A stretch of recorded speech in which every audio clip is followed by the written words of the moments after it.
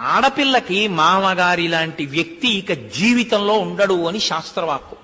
వివాహం చేసేంత వరకే తండ్రి. వివాహం చేసిన తరువాత తండ్రి కన్నా కూడా బాధ్యత కలిగిన స్థానంలోకి ఎవరు వెళ్ళిపోతారో తెలుసా అండి? మామగారు వెళ్ళిపోతారట.